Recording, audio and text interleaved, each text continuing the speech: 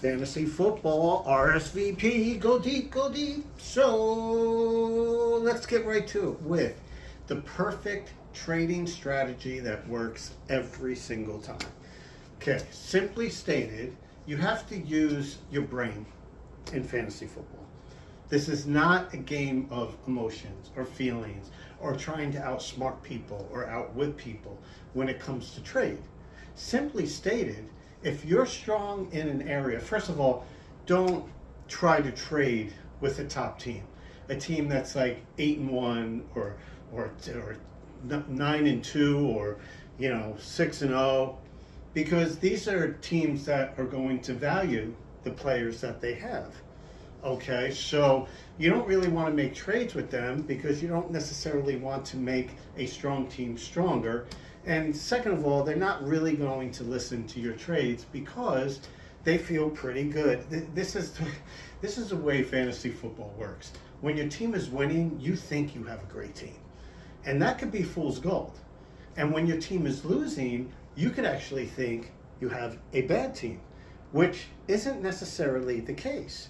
Okay, you may have had factors, bad matchups, injuries, or maybe a player didn't perform well that day. Maybe the game script dictated how many receiving yards a certain player had because, let's say, let's put it this way, numbers go up if a team's down. So, in other words, if a team is ahead by a lot, they're going to run the ball a lot, and it's going to hurt their bottom line receiver play. Adversely, if a team is expected to go down, it's going to prop up the numbers of a team in a certain matchup because they were ahead. And these are the things that you have to factor as to why a player does well or why a player does not do well. If it's a Jefferson, although he's injured now, it doesn't really matter because Jefferson's going to put up his numbers regardless. We're not talking about those kind of players, and those kind of players are untradeable. So when you are making a trade, you go for a team with a mediocre or a not so great record, because these are teams that want to improve their team and would actually be more open to a trade. Second of all, people ask me, it's amazing. I have an incredible high success rate when I make a trade. It almost always goes through. My trades go through 3 out of 4 times, which is unheard of. Okay, sometimes it's more like 5 out of 6 times. And the reason why is I look at a team and I say, this is where this team is weak. Okay, so I'm strong with receivers and I can't play everyone. I have 2 or 3 really good receivers that sit on my bench every week that I don't even play. And I'm really strong in receivers, but I'm a little weak with running backs. Okay, so let me look for a team that doesn't have a great record because they're going to overvalue their players. And, trade with people that are user-friendly for trades. Trade with a team that has a mediocre or not so great record, but let's say they're really strong at running back and you're really strong at receiver. You don't mind giving up maybe 1 or 2 of your receivers have 1 or 2 of their quarterbacks. So let's just say an even swap, give up a good receiver, okay? One thing I like to do is if I'm taking someone's running back, even if they're stocked, I like to give back a decent running back in return with a good receiver. That way they're getting a receiver almost as equal value for the running back, plus they're getting one of my running backs that's pretty decent. He puts up 12 or 14 or 16 points, for maybe a running back that puts up even higher. He gets what he's looking for. He could still plug in that running back, but he may not need to, but he has it as a safety net. And he gets to now put in a receiver. His team improves, okay? And now you have your really, hot shot running back. He's now going to get like, a top running back like a Henry or, a McCaffrey, but you get like a good running back that's putting up points every week, more so than the utility running back you may have. And it solidifies your running back situation, but it also helps that other team. And when you do that, you're never trying to win a trade. You know, I get this a lot from my followers. They're like, do you think I'm winning this trade? I said, well, the object isn't to win the trade. The object is to improve the other team and improve your team. And what it does is, if you're intelligent, it makes that guy know that you're a fair trader.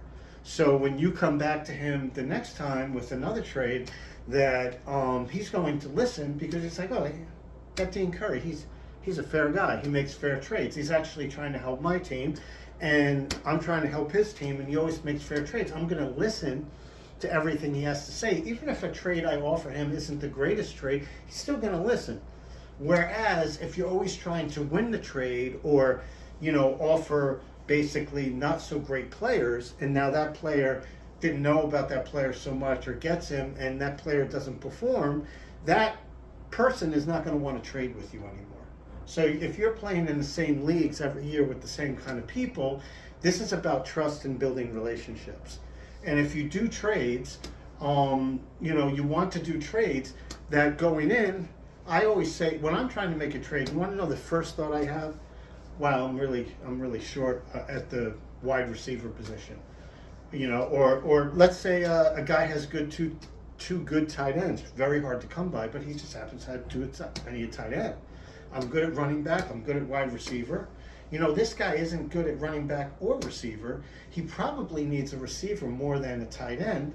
I'm going to give him one of my good receivers for a tight end, straight up.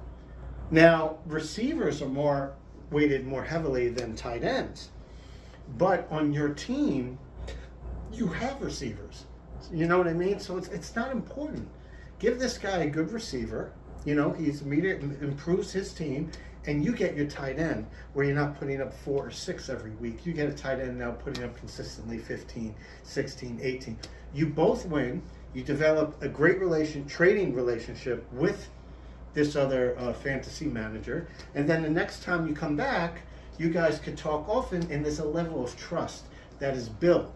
Everyone knows that when I make trades, I always make it appear that they are getting more value than I'm receiving in return.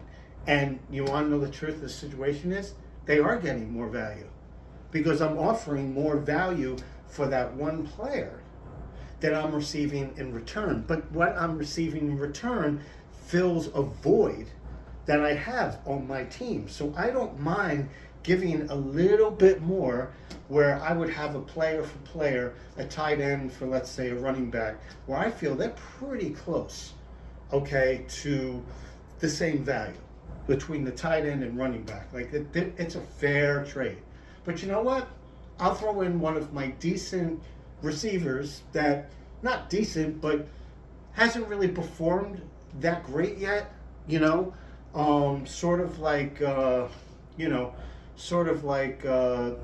player that, you know, just hasn't, you know, dialed it in yet, okay, because it's the beginning of the season. They haven't really learned how to kind of use it like more on Chicago. Now his stock is too high, but before that he was really struggling. So maybe, you know, I wouldn't necessarily throw in a Moore, but maybe another player that you know, is coming on, or can come on, or is pretty decent as running back, and I'll trade my tight end. Get to the point, I'll trade my tight end for his running back, and I'll throw in a player that is considered a good wide receiver, maybe not performing that great or performing adequately. So, and he may be a little thin also at receiver, or may want that extra receiver, as he goes, wow, you know, I got a fair trade for a running back, and this receiver's a decent receiver. I mean, this guy could really, you know, start to come on. Like some of the receivers, you know, Nico Collins, you know, the receivers for the Texans.